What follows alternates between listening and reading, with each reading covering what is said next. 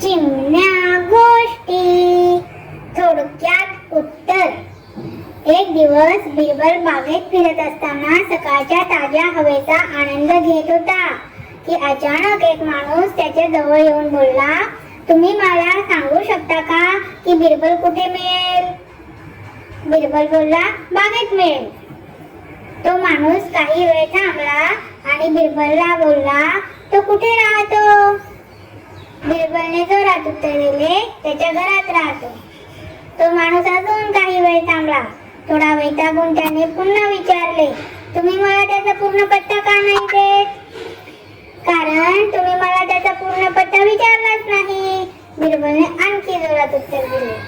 तुम्हाला लक्षात येत नाही का मी काय विचारू इच्छित आहे ते? त्या माणसाने पुन्हा प्रश्न केला. नाही, बिरबलने उत्तर दिले. तो माणूस काही वेळ शांत राहिला.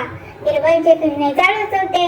त्या माणसाने विचार केला की मी असे विचारले पाहिजे की तू बिरबलला ओळखतो का?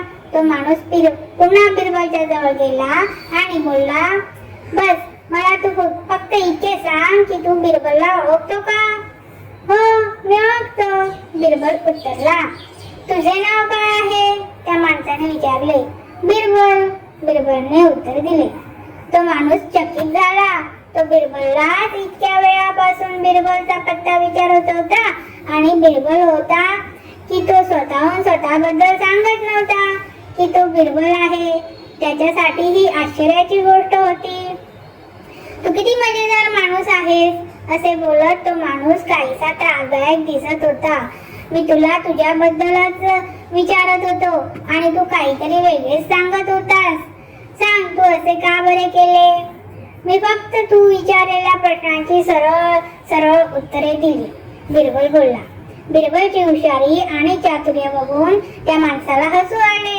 तो माणूस म्हणाला त्याला त्याच्या काही घरगुती समस्या सोडवण्यासाठी बिरबलची मदत घ्यायची होती.